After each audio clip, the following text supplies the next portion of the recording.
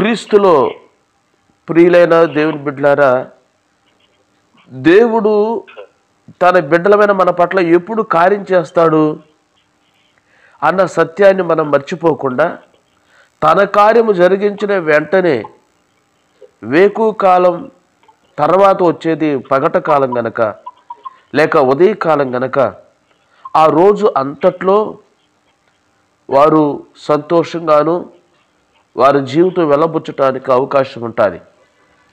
అయితే ఇదే క్రమాన్ని చేయమని దేవుడు చెప్పాడు. ఒక వేకువకాలము మాత్రమే చేసి మిగతా రోజులన్నీ మన ఇష్టానుసారంగా ఉండటం కాదు. ప్రతి వేకువకాలమున ఆయన తన ప్రజల పట్ల, దేవుడు తన పట్ల చేసిన గొప్ప కార్యం మనము దేవుని వాక్యంలో గమనించినప్పుడు, యెహోషువ గ్రంథంలో కూడా 3వ అధ్యాయము 1వ వచనంలో కూడా గమనించినప్పుడు,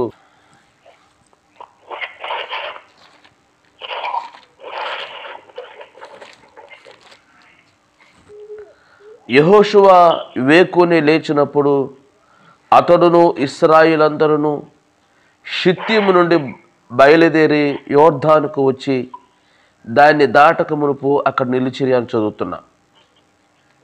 దేవుడు తన ప్రజల పట్ల, ఇశ్రాయేలైన తన ప్రజల పట్ల ఏ విధంగా తన కార్యాలు చేస్తున్నాడో, దేవుని బిడ్డలైనటువంటి మనము కూడా, ఇక్కడ నాయకుడు యెహోషువ, తర్వాత ఇశ్రాయేలుల పెద్దలు, దేవుడు ఏ సమయంలో కార్యం జరిగిస్తున్నాడో అదే సమయానికి ఆ కార్యాలు పొందుకోవటానికి వారు కూడా వేకుని లేచి షిత్తీం అనే ప్రాంతము నుండి బయలుదేరి యోర్దానుకు వచ్చినట్టుగా మనం చూస్తున్నాం లేఖనాల్లో. అయితే షిత్తీము అనగా అర్థం ఏంటంటే తుమ్మ చెట్లు. షిత్తీము అనగా అర్థం తుమ్మ చెట్లు. ఎందుకు ఈ తుమ్మ చెట్లు అనే ప్రాంతం నుండి యోర్దానుకు వచ్చారు? తుమ్మ చెట్టులో ఏం జరిగింది? అక్కడ తుమ్మ చెట్లు ఎదురైనప్పుడు, అంటే ఆ సమస్యలో నుండి, ఆ తుమ్మ చెట్లు ఉండే ప్రాంతం లేకపోతే ఎదిగే ప్రాంతం ఎడారిలో ఉంటుంది కనుక, ఆ సమస్యలో నుండి యోర్దాను దగ్గరికి వస్తున్నారు. అయితే యోర్దానులో ఏముంది? యోర్దాను అనగా అవరోహణము, పారుట. యోర్దాను అనగా అవరోహణము అంటే పైనుండి కిందకు రావటం. యోర్దానులో ఉన్నటువంటి నీళ్లు కూడా కిందకు వస్తున్నాయి. అనగా వేకు కాలంలో ఈ కాన్ఫరెన్స్ కాల్లో ఉన్న మన జీవితాల్లో పరలోకము నుండి తన ఆశీర్వాదాలను పంపించే సమయం. దేవునికి స్తోత్రం కలుగునుగాక. యోర్దాను అనగా అవరోహణం, కిందకు రావటం. అవును, ప్రతి ఉదయకాలం ఏ బిడ్డ అయితే దేవుని సన్నిధిలో ఉంటారో వారు దేవుని కృప కొరకు ఎదురు చూస్తూ ఉంటారు. పరలోకుడి తన బిడ్డలను నిశ్చయంగా తన ఆశీర్వాదాల చేత, యోర్దాను నదిలో పారే ఆ దీవెన చేత, నీళ్లు ఆశీర్వాదానికి సూచన ఉంది, నీళ్లు పరిశుద్ధాత్మకు సూచనగా ఉంది, నీళ్లు మన దాహాలు తీరటానికి సూచనగా ఉంది. అనగా పరిశుద్ధాత్మ ఈ అన్నీ కూడా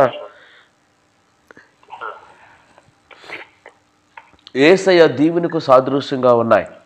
కనుక ఉదయకాలంలో 3 మనము చూసాం. ఒకటి, వేకువనే దేవుడు తన కార్యాలు చేశాడు ఇశ్రాయేలు పట్ల. రెండవది కూడా, దేవుడు ఎప్పుడైతే కార్యాలు చేస్తున్నాడో అదే సమయంలో నాయకులు ఇశ్రాయేలు కూడా లేచారు. మనమును కూడా అలాగా అదే సమయంలో లేచి ఉన్నప్పుడు దేవుని ఆశీర్వాదం పొందుతాం.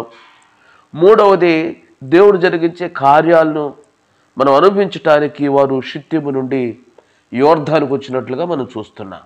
అనగా మన కుటుంబ సమస్యలు తొలగిపోవాలంటే ఆ షిత్తీమనే ఆ తుమ్మ చెట్లనే ఆ కుటుంబ సమస్యల నుండి యోర్దాను నది అయిన మన ప్రభు అయిన యేసుక్రీస్తు వారు బాప్తీసం తీసుకునే స్థలమే యోర్దాను నది.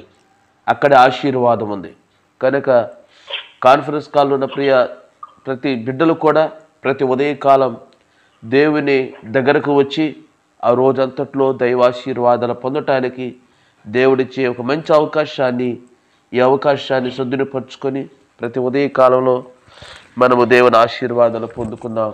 ఈ మాటలను దేవుడు ఆశీర్వదించి ముందుకు మన విశ్వాసకు నడిపించునుగాక. ఆమేన్. ప్రార్థన చేద్దాం. మహాగరుడైన మా యేసయ్య, మీ పరిశుద్ధ శ్రేష్ఠ నామాన్ని బట్టి స్తుతించి గణపరుస్తున్నాం. నా దేవుడా, వాక్యంలో చెప్పబడినట్లుగా నీ ప్రజలైన మా పట్ల తండ్రి, మా పితరుల పట్ల మీరు ఎక్కువ కాలంలో అయ్యా వారు క్షేమంగా నడవాలని, సంతోషంగా ఉండాలని, వారి విశ్వాస జీవితంలో ముందుకు కొనసాగాలని మీరు నాయన ఎర్ర సముద్రములో వారి శత్రులు ముంచి వేసిన గొప్ప దేవుడు నాయన తండ్రి. మీరు ఏ సమయంలో కార్యం జరిగిస్తున్నారో అదే సమయంలో తండ్రి నాయకులు కూడా లేచి, నీ ప్రజలమైన మేము కూడా లేచి ఆ సమస్యల నుండి లేచి నాయన షిత్తీమనే సమస్యల నుండి యోర్దాను నది అనే అటువంటి ఆశీర్వాదకరమైన ప్లేస్లోనికి నన్నును అభిషేక్తిని పరిచయం సంఘ బిడ్డలందరూ నడిపించమని దీని ఆశీర్వాదాలు మీరు అనుగ్రహించినందుకు స్తుతిస్తూ యేసయ్య నామమున అడుగుచున్నాము తండ్రి. ఆమేన్. మీ ప్రార్థన అవసరతల కొరకు అభిషిక్తుని కృపా church pastor K Peter, Kothapatnam, ప్రకాశం జిల్లా, ఆంధ్రప్రదేశ్. దేవుడు మిమ్మును దీవించునుగాక. ఆమేన్.